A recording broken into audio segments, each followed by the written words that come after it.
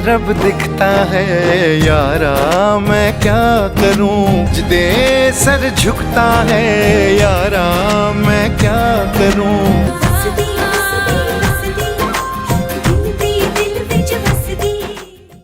Bollywood ಬಾದ್ಶಾ king Khan Shahrukh Khan ಇವತ್ತು ಮಂಗಳೂರಿಗೆ ಆಗಮಿಸುತ್ತಿದ್ದಾರೆ.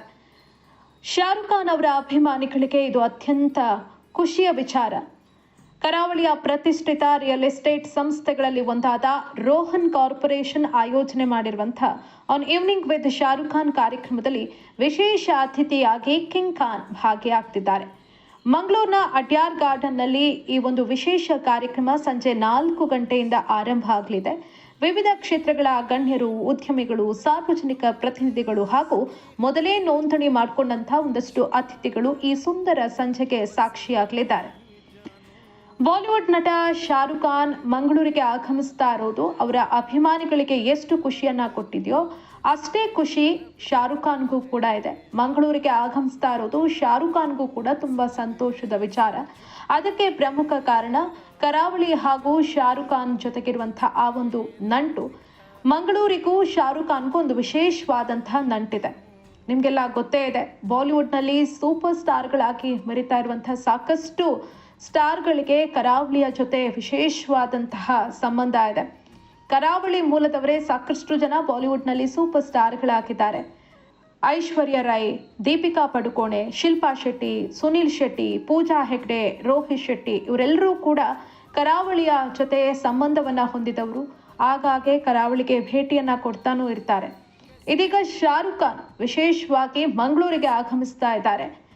ಈ ಒಂದು ಸಂದರ್ಭದಲ್ಲಿ ಅವರ ಅಭಿಮಾನಿಗಳಿಗೆ ಎಷ್ಟು ಖುಷಿ ಇದೆಯೋ ಅಷ್ಟೇ ಖುಷಿ ಶಾರುಖ್ ಖಾನ್ ಅವರಿಗೂ ಕೂಡ ಇದೆ.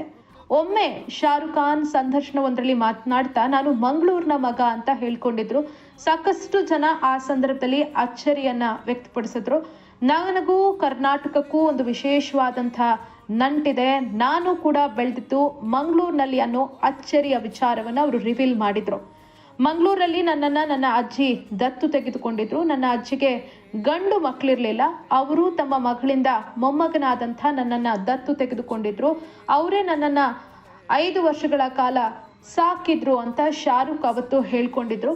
ಬಾಲ್ಯದ ಮೊದಲ 5 ವರ್ಷಗಳನ್ನ ನಾನು ಮಂಗಳೂರಿನಲ್ಲೇ ಕಳೆದಿದ್ದೆ ಅಂತ ಅವರು ಹೇಳಿದ್ದಾರೆ. ಅಲ್ಲದೆ ಬಾಲ್ಯದ ಬಹುತೇಕ ಫೋಟೋಗಳನ್ನ ನಾನು ಮಂಗಳೂರಿನಲ್ಲೇ ತೆಗೆಸ್ಕೊಂಡಿದ್ದೆ ಅಂತ ಶಾರುಖ್ ಖಾನ್ ಒಂದಷ್ಟು ಅಚ್ಚರಿಯ ವಿಚಾರಗಳನ್ನ ರಿವೀಲ್ ಮಾಡಿದ್ರು. ಇನ್ನು 5 ವರ್ಷದ ತನಕ ನನ್ನನ್ನ ಅಜ್ಜಿ ಅವರ ಮಗನಂತೆ ನೋಡ್ಕೊಂಡ್ರು. ಆದ್ರಿಂದ ನನ್ನ ಬಾಲ್ಯದ ಎಲ್ಲ ಫೋಟೋಗಳು ಇವತ್ತಿಗೂ ಕೂಡ ನನಗೆ ವಿಶೇಷ. ಅದೆಲ್ಲವೂ ಕೂಡ ಮಂಗಳೂರಿನಲ್ಲೇ ತೆಗೆದಿದ್ದು ಅಂತ ಅವರು ಅವತ್ತು ವಿವರಿಸಿದ್ರು. ಇನ್ನು ಈ ಶಾರುಖ್ ಖಾನ್ಗೂ ಈ ಮಂಗಳೂರಿಗೂ ಒಂದು ನಂಟು ಬೆಳೆಯೋದಕ್ಕೆ ಒಂದು ಕಾರಣ ಇದೆ, ಹಿನ್ನೆಲೆ ಇದೆ. ಶಾರುಖ್ ಅವರ ಅಜ್ಜಿ ಮಂಗಳೂರಿನಲ್ಲಿ ನೆಲೆಸಿದ್ರ ಹಿಂದೆ ಅವರ ಕುಟುಂಬದ ಹಿನ್ನೆಲೆ ಕೂಡ ಇದೆ. ಅವರ ತಾಯಿಯ ತಂದೆ ಇಫ್ತಿಕರ್ ಅಹಮದ್ ಅವರು 1990ರ ದಶಕದಲ್ಲಿ ಮಂಗಳೂರು ಬಂದರಿನಲ್ಲಿ ಮುಖ್ಯ ಇಂಜಿನಿಯರ್ ಆಗಿ ಕೆಲಸವನ್ನ ಮಾಡ್ತಾ ಇದ್ರಂತೆ. ಈ ಕಾರಣದಿಂದ ಅವರ ಕುಟುಂಬ ಮಂಗಳೂರಿನಲ್ಲಿ ವಾಸ ಆಗಿತ್ತು.